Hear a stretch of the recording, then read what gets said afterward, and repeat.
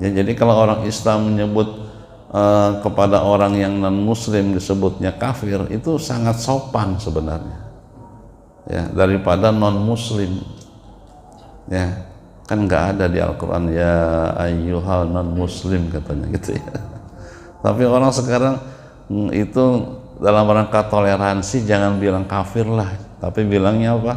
Non muslim katanya. Padahal non muslim itu tidak lebih sopan daripada kafir. Kafir itu waktu tertutup, kalau bahasa Inggrisnya cover, artinya masih bisa terbuka, masih bisa terbuka. Banyak pakar-pakar bahkan bintang film, artis ya di Amerika yang sudah masuk Islam. Artinya masih ada harapan, kita mengatakan orang kafir masih ada harapan terbuka tutupnya itu. Tapi kalau non muslim sama-sama nggak akan jadi muslim. Non tidak muslim, muslim tidak muslim. Jadi lebih sopan sebenarnya kalau kita mengatakan mereka orang kafir.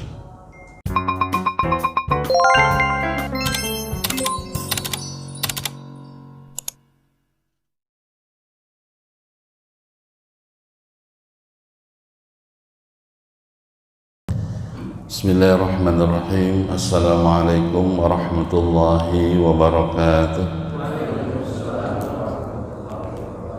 Innal hamdalillah nahmaduhu wa nasta'inuhu wa nastaghfiruhu wa nastahdihi wa na'udzu billahi min shururi anfusina wa min sayyiati a'malina. May yahdihillahu fala mudilla lahu wa may yudlil fala hadiya lahu.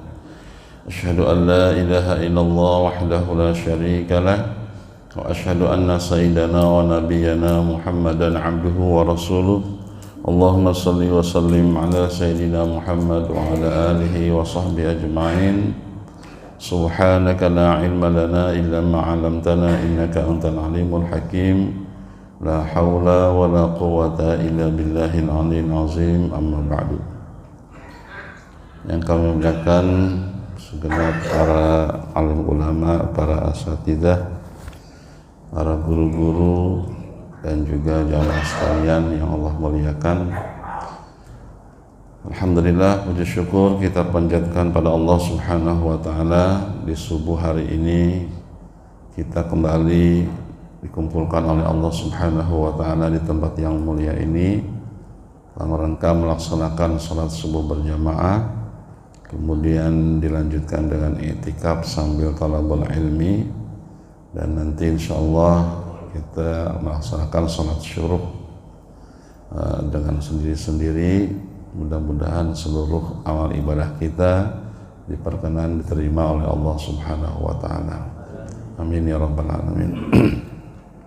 Salawat dan salam semoga Allah curahkan ke haribaan Nabi kita Nabi Muhammad sallallahu alaihi wasallam, para keluarganya, para sahabat-sahabatnya, dan juga seluruh umatnya yang setia istiqomah mengikuti ajaran dan sunnahnya ila yaumil qiyamah, termasuk mudah-mudahan kita semua.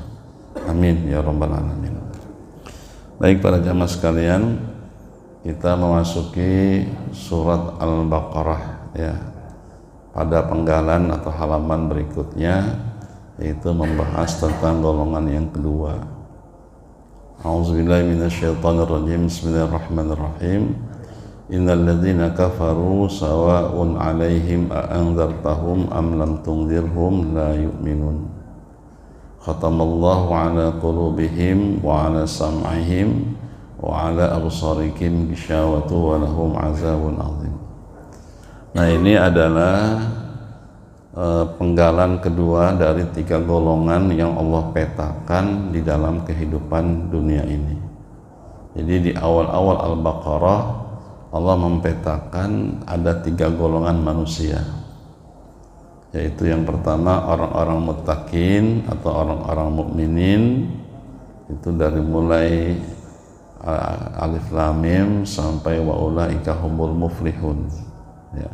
Itu mempetakan satu golongan muttaqin. Kemudian golongan yang kedua yang akan kita bahas adalah innal ladzina kafaru, ini adalah golongan orang-orang kafir. Kemudian nanti ayat berikutnya adalah mempetakan satu golongan yang tidak mukmin, tidak juga kafir, yaitu orang-orang munafik, ya. Yaitu dimulai dari kalimat wa minan nasi may yaqulu amanna billahi wa bil yaumil akhir wa ma hum bimu'minin. Jadi di dunia ini Allah petakan cuma 3 golongan, ya, yaitu muttaqin, orang-orang yang beriman pada Allah Subhanahu wa taala, bertakwa kepadanya, sudah jelas mudah-mudahan kita semuanya. Yang kedua adalah orang-orang kafirin, orang yang tidak beriman kepada Allah, mengkufurkan atau mengingkari ketuhanan Allah Subhanahu wa taala. Dan yang ketiga adalah dia kelihatan mukmin tapi dia bersama orang-orang kafir. Dia bersama mukmin tapi dia memberikan walaknya, memberikan loyalitasnya kepada orang-orang kafir. Itulah kemudian disebut orang-orang munafik. Nah, 3 peta inilah kita sebenarnya secara tidak langsung diperintahkan oleh Allah Subhanahu wa taala mau pilih yang mana.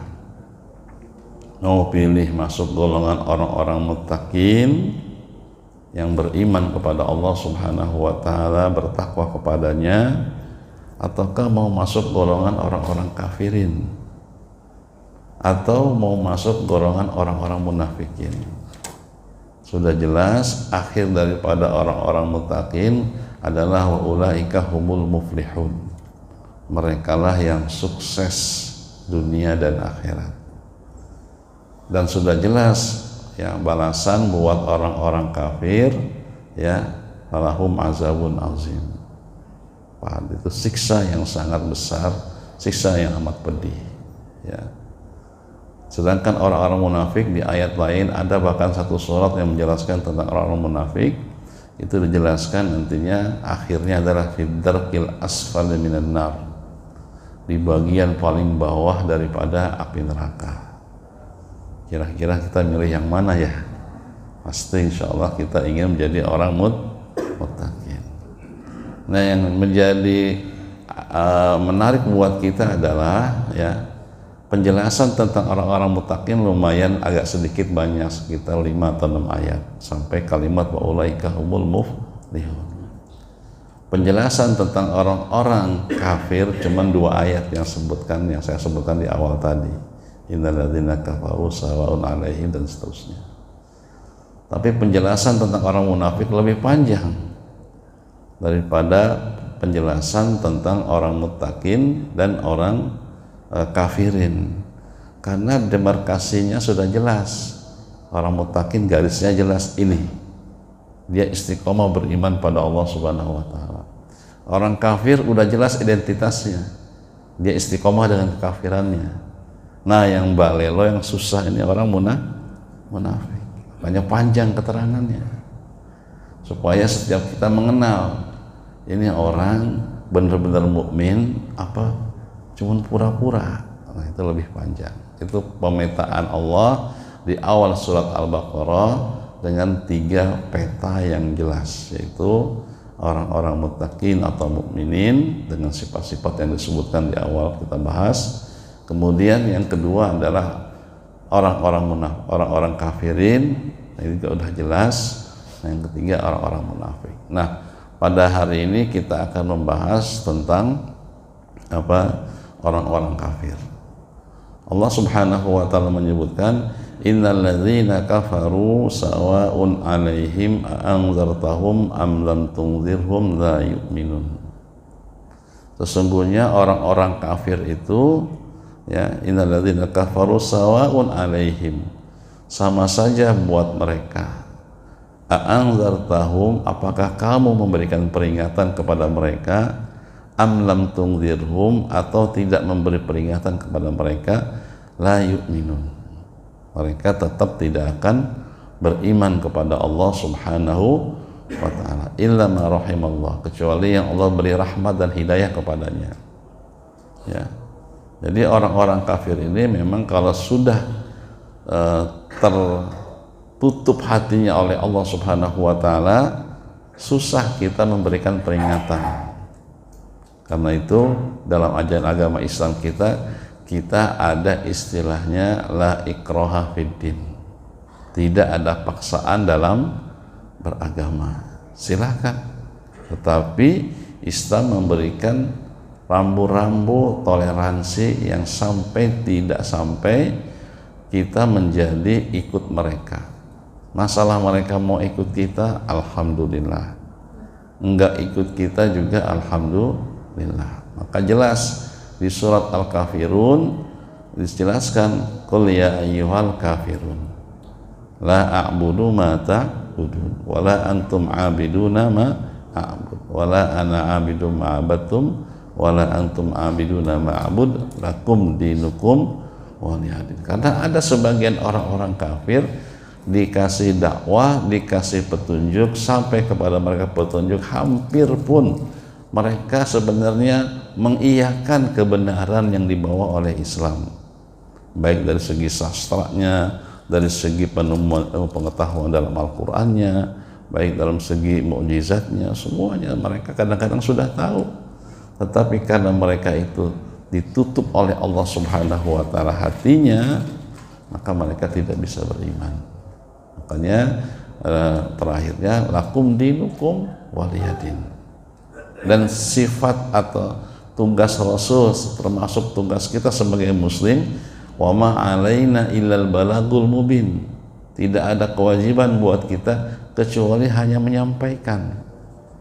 Masalah hidayah datang dari Allah Subhanahu wa ta'ala. Yang ada kita hanya menyampaikan dengan penjelasan yang jelas, penyampaian yang jelas. Wa ma alaina illal balagul mubin. Maka sebagian ulama mengatakan Nabi Muhammad saja tidak bisa memberikan hidayah kepada pamannya Abu Talib. Innaka la tahdi man ahbabta walakinallaha yahdi man yasha. Padahal Abu Talib udah sangat banget percaya, yakin dengan kebaikan Nabi Shallallahu Alaihi Wasallam. Bahkan beliau bela dari segala rintangan, cacian, bahkan juga hinaan dan gangguan dari orang-orang Quraisy. Beliau menjadi pembela utama pada saat itu, sehingga pada saat Rasulullah SAW ditinggal mati oleh Abu Talib, sekalipun katanya belum muslim, itu dikatakan sebagai tahun kesedihan, amul huzni, tahun kesedihan, ya, karena ditinggal mati oleh Abu Talib, plus di tahun itu ditinggal mati oleh Khadijah, maka dalam sejarah disebut amul huzni, tahun kesedihan. Kenapa sedih? Karena kedua-duanya membantu membela perjuangan dakwah Rasulullah Sallallahu Alaihi Wasallam. Nah, jadi intinya adalah orang-orang kafir itu karena sudah tertutup, ya, hatinya, khatamallahu ala qulubihim, maka mereka sama aja dikasih peringatan, enggak dikasih peringatan sama aja ndablek. Ya, sama saja ndablek, sama yang diceritakan oleh Allah Subhanahu wa ta'ala tentang Bani Israel yang susah sekali untuk diberikan penjelasan sehingga mereka mendapat hidayah, itu sulit sekali karena hatinya sudah ditutup oleh Allah Subhanahu wa ta'ala. Nah, kewajiban kita hanya bisa menyampaikan dengan jelas kebenaran Islam. Adapun hidayah datang dari Allah Subhanahu wa ta'ala.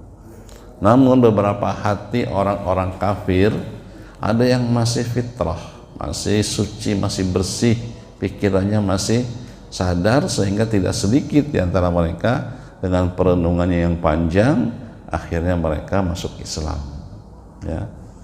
Tapi kita jangan terlalu banyak berharap, karena Al-Quran mengatakan tadi, a'anzartahum am lam tunzirhum la yu'minun. Kamu memberi peringatan kepada mereka atau tidak memberikan peringatan kepada mereka, mereka sama saja tidak akan beriman pada Allah Subhanahu wa ta'ala. Nah, ini memberikan sebuah hiburan juga kepada Rasulullah SAW bahwasanya hidayah itu bukan dari Nabi Muhammad, tetapi hidayah itu adalah dari Allah Subhanahu wa ta'ala, ya. Maka disebutkan innal ladzina kafaru sawa'un 'alaihim a'anzartahum am lam tunzirhum la yu'minun. Mereka tetap tidak akan beriman. Jadi kalimat kafaru itu artinya ghottu, tertutup. Ya, jadi kalau orang Islam menyebut kepada orang yang non muslim disebutnya kafir, itu sangat sopan sebenarnya, ya, daripada non muslim. Ya, kan nggak ada di Al-Quran ya ayyuhal non muslim katanya gitu ya. Tapi orang sekarang itu dalam rangka toleransi jangan bilang kafir lah, tapi bilangnya apa? non muslim katanya. Padahal non muslim itu tidak lebih sopan daripada kafir. Kafir itu ghottu, tertutup. Kalau bahasa Inggrisnya cover, artinya masih bisa terbuka, masih bisa terbuka. Banyak pakar-pakar bahkan bintang film, artis ya di Amerika yang sudah masuk Islam. Artinya masih ada harapan. Kita mengatakan orang kafir masih ada harapan terbuka tutupnya itu. Tapi kalau non muslim sama-sama nggak akan jadi muslim. Non tidak muslim, muslim tidak muslim. Jadi lebih sopan sebenarnya kalau kita mengatakan mereka orang kafir daripada mengatakan mereka non muslim. Cuman karena nggak akrab kita dengan bahasa-bahasa seperti itu, seakan-akan bahasa kafir itu bahasa serem, sedangkan bahasa non muslim lebih sopan karena itu terbiasa. Padahal kalau diambil akar katanya lebih tidak sopan mengatakan non muslim daripada kafir. Ya. Innal ladzina kafaru sawaun, sama saja. Ya, alaihim a'anzartahum am lam tunzirhum la yu'minun. Kenapa? Karena khatamallahu ala qulubihim. Allah telah menutup hati mereka. Wa ala sam'ihim wa ala absarihim, pendengaran mereka, penglihatan mereka.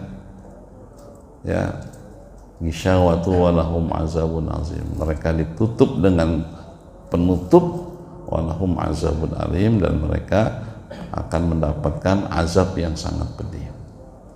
Ya.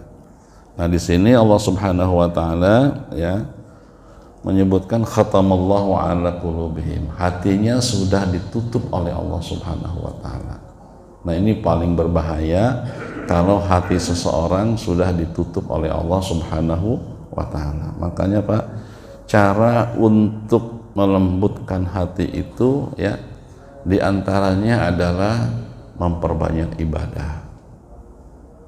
Memperbanyak ibadah itu bisa hati itu menjadi lembut. Ya. Kemudian apa? Berziarah, ya, berziarah ke kuburan, mendoakan orang yang meninggal dunia, lalu kita mentadaburi nanti kita itulah rumah kita yang abadi. Rasulullah SAW wafat, sampai sekarang kuburannya ada berapa tahun itu? Sampai sekarang ini belum kiamat nih, udah 1400 tahun. Itu lebih lama dari usia matinya daripada usia hidupnya. Semua orang mati begitu. Kalau Bapak siapin kertas tulis ya tahun 1950 lah, terus strip 2100. Kita bertanya sebelum 1950 atau sebelum 19 tadi berapa saya itu bilang 1940 atau berapa, kita sudah hadir nggak di atas muka bumi ini? Enggak, belum ada kita. 2100 ke depan kita masih ada nggak di sini? Enggak. Artinya apa? Usia panjang kita nanti di kuburan sebelum sampai ke akhirat. Di akhirat lebih panjang lagi usia kita. Khalidina fiha, kekal kita di dalamnya. Apa surga apa neraka? Kekal. Nah, maka orang yang pintar adalah orang yang dia mempersiapkan dirinya untuk setelah meninggal dunia. Nah, kita yang sering salah nih Pak pengertian kita ya, kalau menghadapi ingat maut, ingat mati, itu udahlah nggak usah beramal. Padahal Rasulullah SAW bersabda, "Idza mata ibnu Adama inqata amaluhu illa min salasin, shadaqatin jariyatin, au ilmin yuntafa'u bihi, Awaladin sholihin yad'ulah. Kalau anak Adam manusia itu mati, terputus amalnya. Apa maksudnya terputus? Terputus nggak bisa beramal lagi. Orang mati nggak bisa macul, orang mati nggak bisa ke kantor, orang mati nggak bisa sholat, bukan nggak bisa ngirimin amal kita, ngirimin Fatihah, bukan. Orangnya nggak bisa beramal lagi, putus. Kalau bacain Fatihah, bacain doa buat dia bisa jalan, masih ada. Itu disebut dengan uang pensiun datang dari anak kita, dari murid kita, doa-doa yang kirimkan dari sama jamaah tadi dibacain Fatihah. Ya. Jadi bukan kemudian orang mati nggak bisa kita ngirimin Fatihah, bisa. Yang putus amalnya dia nggak bisa beramal lagi, nggak bisa dia lagi sholat, nggak bisa lagi dia puasa, nggak bisa lagi dia macul ke kantor, nggak bisa. Nah, kecuali 3 dari dia itu katanya sedekah jariyah. Artinya adalah orang yang ingat mati, ya, itu sebenarnya dia akan terus bekerja, berusaha untuk lebih giat. Bagaimana bisa sedekah jariyah kalau kita nggak punya kelebihan buat beramal, untuk bersedekah, untuk berzakat, untuk berwakaf? Nah, ketika dia wakaf, katakanlah masjid atau tanah atau buat madrasah atau buat pesantren, dia meninggal sudah nggak bisa lagi punya beramal, tapi masjid, pesantren, tanah yang diwakafkan itu terus mengalirkan pahala. Ya, seperti uang pensiun dapat terus tuh, walaupun sudah tidak aktif lagi bekerja. Gitu. Jadi orang yang ingat mati itu semakin semangat dia hidupnya. Sedekah jariyah. Kalau kita penghasilan pas-pasan doang, gimana kita mau menabung untuk berwakaf? Bagaimana kita mau nabung untuk beramal yang nanti itu akan lama buat kita pahalanya? Demikian juga pada saat kita mengatakan, hadis mengatakan, au ilmin yang yuntafa'u bihi. Harusnya orang mati, orangnya semangat untuk terus menuntut ilmu, supaya kas dia dapat ilmunya lalu dia salurkan ke keluarganya, ke orang-orang terdekatnya, kepada warga sekitarnya. Ilmunya bermanfaat, itu ketika dia tidur di kuburan akan datang pahalanya. Jadi sering salah kita kalau orang ingat mati, udahlah mau mati ini kita, enggak. Orang Islam itu visioner, karena amal itu yang akan panjang menemani kita di kuburan nanti. Sementara kita hidup di kuburan paling lama nanti. Kakek kita berapa tahun yang lalu meninggal dari sekarang. Buyut kita berapa tahun lalu meninggalkan kita. Maka orang muslim yang cerdas itu al-qayyisu man dana nafsahu wa amila lima ba'dal maut. Orang cerdas bukan profesor, bukan doktor, tapi orang yang bisa menahan hawa nafsunya dan dia beramal mempersiapkan diri untuk setelah meninggal. Perjalanan kita akan panjang. Bapak berangkat dari sini ke Bekasi, mungkin nggak banyak perbekalan, tapi ketika Bapak berangkat dari sini ke Jogja, banyak perbekalan, ya bensin, ya makanan, ya duit. Nah, nanti kita meninggal dunia, itu perjalanannya panjang menuju akhirat. Ya, oleh karena itu dari sekarang saatnya kita beramal dengan sebaik-baiknya. Awaladin sholihin yad'ulah, atau anak soleh yang mendoakannya. Anak itu terbagi 2. Ada anak biologis yang kita lahirkan, ada anak ideologis, murid, ya, mahasiswa, jamaah. Ketika mereka itu mendoakan kita, maka kita akan mendapatkan pahala, walaupun kita sudah nggak bisa aktif lagi memproduksi amal karena sudah mati, tapi pahalanya akan terus datang. Nah, maka oleh karena itu orang muslim itu sebenarnya visioner, dia lebih ke depan. Bagaimana sekarang dia bisa menciptakan sedekah jariyah, dia bisa bangun masjid, dia bisa bangun sekolah, dia bisa bangun rumah sakit, dia bisa apa saja yang manfaatnya nanti dirasakan oleh manusia panjang, dan kemudian kita ketika tidur di kuburan pahalanya mengalir terus. Dia juga belajarnya tekun, S1, S2, S3, atau yang non formal kayak begini, pengajian-pengajian. Hadir di pengajian-pengajian, ilmunya bertambah, dapat ilmu dia terapkan, dia amalkan, dia tularkan ke keluarganya. Pahalanya bermanfaat, apa ilmunya bermanfaat, pahalanya mengalir terus kita mati. Atau kita melahirkan generasi, baik generasi dari biologis kita maupun ideologis kita. Dia amalkan, dia tularkan lagi, Masya Allah. Ya. Kemarin saya meninjau pesantren di Cilacap yang memang dia minta ke saya untuk mengelolanya tahun 2010. Saat itu saya belum punya pesantren juga di sini. Katanya saya waktu ngajar di Asyukriyah, dia jamaah ngaji kayak begini. Ustadz, saya punya di Cilacap udah bangun masjid, udah bangun sekolah, kelas, udah bangun asrama, cuman nggak ada kiainya, nggak ada yang ngurusnya. Bisa nggak Pak Ustadz kesana? Insya Allah, emang itu cita-cita saya, ingin punya pesantren, saya bilang. Lalu saya musyawarah dengan keluarga, gimana kita ke Cilacap.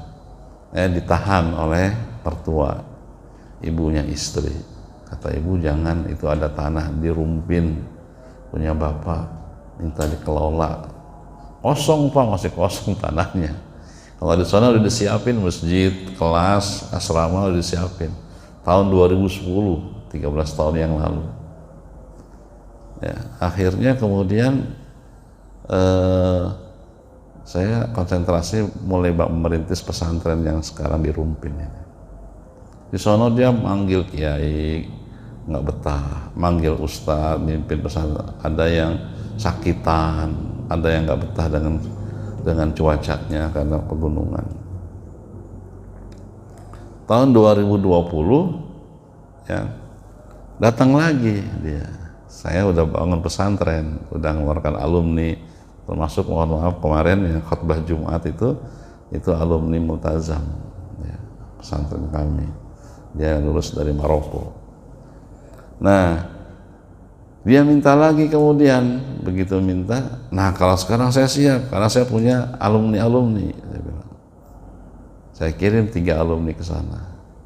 Alhamdulillah berjalan ya. Walaupun banyak rintangan-rintangan di awalnya ya. Nah, sekarang sudah dapat 3 kelas.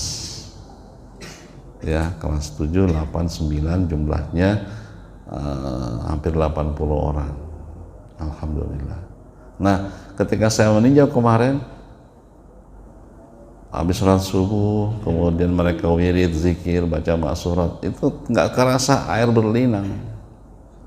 Kenapa berlinang? Karena ya Allah, ilmu yang tidak banyak ini bermanfaat sampai ke Cilacap. Ada generasi baru, santri-santri di sana bacain asma'mu, menyebut namamu ya Allah. Diajar oleh alumni-alumni yang kita kirim ke sana.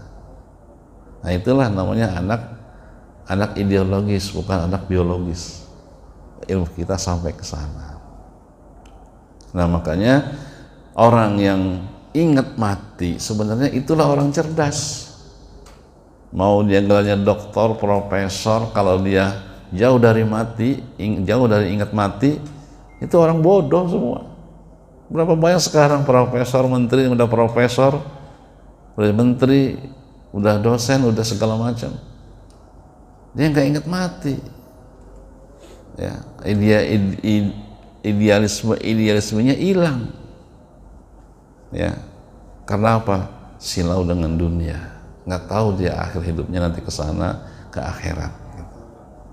Nah, oleh karena itu orang-orang kafir ini agak sulit diingatkan. Sawaun alaihim a'anzartahum am lam tunzirhum la yu'minun. Apa sebab? Khatamallahu ala qulubihim wa ala sam'ihim wa ala absarihim ghishawatu wa lahum azabun azim. Nah, oleh karena itu lembutnya hati itu sangat penting. Maka kalau kita ingin melembut, ini bapak-bapak yang hadir di sini hatinya lembut nih, kenapa? Masih mau ngedenger nasihat, masih mau ngedengar ceramah agama. Ada yang berat sekali hadir di tempat ini, ya. Nah, cara untuk melembutkan hati sering ibadah, juga sekali-kali ziarah kubur, karena ingat mati kita di situ. Nah, saya bilang bahwasanya ibadah haji itu sebenarnya sedang training mati. Ibadah haji sebenarnya Allah inginkan supaya dekat kepada Allah. Ibadah haji, umrah supaya ingat mati. Itu training mati sebenarnya. Kenapa? Saya dapat ilmu dari pertanyaan ibu saya ketika saya ajak umroh. Ngabar raya tuh semua, ya, saudara, mantu, anak-anak, cucu ngantar ke bandara, Pak.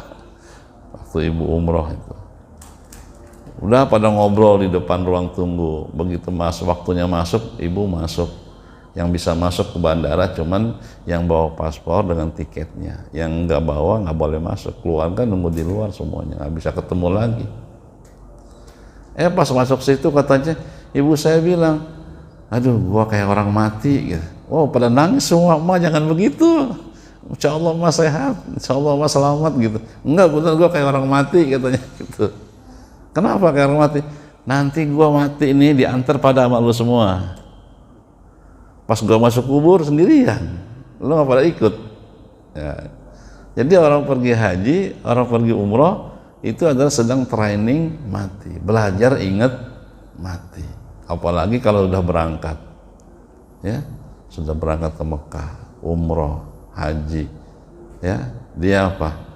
Disunahkan mandi sunat ihram. Mandi sunat ihram kayak mandi jenazah. Kayak saya bilang, kalau jamaah haji, kalau lagi mandi sunat ihram, bayangin diri kita sedang dimandiin dalam keadaan mati. Seakan-akan kita sedang cuman bisa mandi sendiri ini matinya gitu. Tapi bayangin kita sedang mati. Nanti kita pakai kain ihram, ingat diri kita lagi pakai kain kafan gitu. Nanti pas sholat sunat ihram, ingat seakan-akan kita lagi disolatin. Nanti berangkat ke Mekah, ingat kita akan bertemu dengan Allah Subhanahu wa Ta'ala, ketemu Ka'bah, ketemu Allah Subhanahu wa Ta'ala. Jadi orang umroh, orang haji itu training besar, masif untuk kita ingat mati. Karena orang ingat mati itu orang cerdas, gitu. Nah, orang kafir ditutup hatinya, wa'ala sam'ihim, bahkan pendengarannya juga ditutup. Bahkan dalam surat itu disebutkan ja'alu asabiahum fi adhanihim wastaghshaw siyabahum, ya, wastakbaru istikbara. Mereka nutup telinganya itu dengan tangan-tangan, jari-jari, bukan dengan tangan lagi, jari, biar sama sekali nggak masuk suara orang yang menasehati, suara orang yang berikan peringatan, nggak masuk ke dalam dirinya.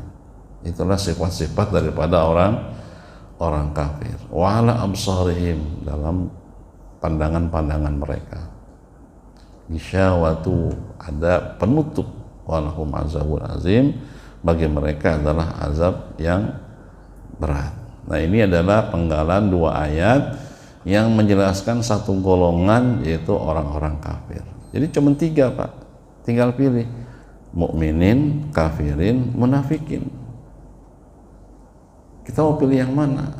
Mudah-mudahan kita masuk mukminin, jangan sampai masuk ke kafirin, ya, dan apalagi juga munafikin. Karena banyak golongan munafik ini, Pak, ya, yang munafik terhadap negara aja banyak, Pak. Sok NKRI tapi dia jual aset ke luar negeri asing. Sok NKRI tapi dia korupsi. Korupsi kan pengkhianat negara. Bilangnya NKRI, pembela NKRI. Ini munafikin semua kayak gini. Kenapa disebut munafik? Karena berasal daripada nafak. Nafak itu bahasa Arabnya adalah terowongan. Terowongan itu punya dua, Pak, punya dua lubang. Lubang sini, lubang sini. Artinya kalau anginnya ke sini dia ke sini, kalau anginnya ke sini dia ke sini. punya dua lubang munafik, ya. Berkata sesuatu yang dia tidak kerjakan, dia berbohong dan sebagainya. Itulah kemudian ayat berikutnya dibahas oleh Allah Subhanahu wa taala, wa minan nasi may yaqulu amanna billahi wa bil yaumil akhir wa ma hum bimumin. Sebagian manusia ada yang mengatakan kami beriman kepada Allah dan kepada hari kiamat, padahal mereka tidak beriman, kata Allah. Ngomongnya beriman tapi tidak beriman. Bahkan ada ketua partai yang menafikan percaya kepada hari kiamat, ketua partai besar. Apa itu hari kiamat, katanya? Cuman hayalan-hayalan doang, katanya, nggak pernah terjadi. Ya, Masya Allah, na'udzubillahimin. Padahal di awal Al-Baqarah sudah jelas tanda-tanda orang mukmin itu alladzina yu'minuna bil ghaib, percaya kepada yang gaib. Apa diantaranya? Hari kiamat masih gaib sekarang, azab kubur masih gaib, Allah nggak kelihatan, surga belum kelihatan. Jadi kaum materialis, kaum komunis hanya percaya yang sifat-sifatnya material saja, yang nyata saja. Ya, makanya mereka nggak percaya kepada al-yaumul akhir. Makanya Allah bilang, wa minan nasi may yaqulu amana billahi wa bil yaumil akhir. Ini dua kalimat sering digabungkan nih, Pak. Di hadis-hadis Nabi SAW disebutkan, ya, man kana yu'minu billahi wal yaumil akhir falyukrim jarahu. Siapa yang beriman kepada Allah dan hari kiamat, hendaklah dia memuliakan tetangganya. Coba, sampai dikaitkan menghormati tetangga dengan sifat beriman kepada Allah dan hari kiamat. Man kana yu'minu billahi wal akhir falyukrim dhaifah. Siapa yang beriman kepada Allah dan hari kiamat, hendaklah dia memuliakan tamunya. Dikaitkan dengan nilai iman kepada Allah dan iman kepada Rasulullah. Karena ada, Pak, orang yang tidak memuliakan tamunya, nggak memuliakan tetangganya. Nah, berarti dia ada masalah dengan iman kepada Allah dan Rasulnya. Kenapa demikian? Karena orang yang percaya kepada Allah itu dia akan terjaga untuk bisa melakukan hal-hal yang dilarang oleh Allah. Ada 3 keuntungan, Pak, atau 2 lah minimal pun. Orang yang percaya kepada Allah Subhanahu wa taala yang gaib itu, ya, orang yang merasa kebersamaan dengan Allah. Yang pertama, dia takut melakukan keburukan. Yang kedua, semangat dia di dalam melakukan kebaikan. Yang ketiga, dia la khaufun alaihim wa lahum yahzanun, selalu optimis hidupnya. Dia tidak mendapatkan keadilan di sini, pasti Allah akan menurunkan keadilan, setidaknya di hari kiamat. Ada optimisme dia. Ya, itu orang yang percaya kepada Allah. Orang yang percaya kepada Allah, dia selalu optimis. Dia terjaga dari perbuatan yang buruk dan dia semangat melakukan kebaikan. Itu yang disebut dengan ihsan. Anta'budallah ka'annaka tarahu fa illam takun tarahu fa innahu yaraka. Engkau beribadah kepada Allah seakan-akan, ya, engkau melihat Allah. Kalau nggak bisa, yakinlah Allah melihat kita. Maka di puasa tuh, Pak, tengah hari panas, anak kecil, apalagi orang tua, ya, anak kecil tengah hari puasa, wudhu mau sholat zuhur, aus, lagi kumur-kumur tuh nggak mau dia sedikit curang, ambil minum. Ketahuan nggak sama temennya yang wudhu, sama-sama wudhu? Enggak. Ketahuan nggak sama orang yang sedang nunggu wudhu begitu di belakangnya karena antri, lalu dia wudhunya, kumurnya minum? Enggak. Kenapa begitu? Karena dia yakin Allah melihat dia. Kalau ketahuan sama Allah saya minum, saya batal. Kan indah pada saat di luar kehidupan wudhu, di kantor, ya, di tempat kerja, di mana saja, dia tidak akan berbuat curang. Bosnya nggak tahu, tapi Allah tahu. Maka orang yang percaya pada Allah itu dia akan berhati-hati hidupnya. Yang kedua, selalu semangat untuk berbuat kebaikan. Karena setiap kebaikan yang dia lakukan akan mendapatkan pahala. Ya. Apa itu di surat Al-Zalzalah, ya. Orang melakukan keburukan sedikit saja, fa may ya'mal mithqala dzarratin syarran yarah wa may ya'mal mithqala dzarratin khairan yarah, atau dibalik ya, wa may ya'mal mithqala dzarratin khairan yarah wa may ya'mal mithqala dzarratin syarran yarah. Siapa yang melakukan kebaikan sebesar biji sawi yang kecil itu, atau katakanlah biji apa itu yang kecil ya namanya, katakanlah anggur kecil, Allah melihatnya. Allah melihat, nah, mereka semangat melakukan pekerjaan kebaikan, ya. Nah, yang kedua adalah dia selalu optimis, tidak pernah pesimis. Kedua adalah al-yaumil akhir. Kenapa disebutkan tadi, ya? Sebutkan wa minan nasi may yaqulu amanna billahi wa bil yaumil akhir. Karena orang yang percaya kepada hari kiamat sajalah yang sama-sama dia juga berhati-hati. Seorang hakim memutuskan tidak adil, tapi kalau dia beriman kepada Allah Subhanahu wa taala, dia khawatir akan dituntut oleh Allah Subhanahu wa taala. Dan seterusnya. Contoh-contohnya banyak sekali, ya. Nah, oleh karena itu Allah mempadukan tuh, man kana yu'minu billahi dua kalimat ini sering berdampingan, walaupun ada rusuli, ada lain, tapi ini lebih banyak nih.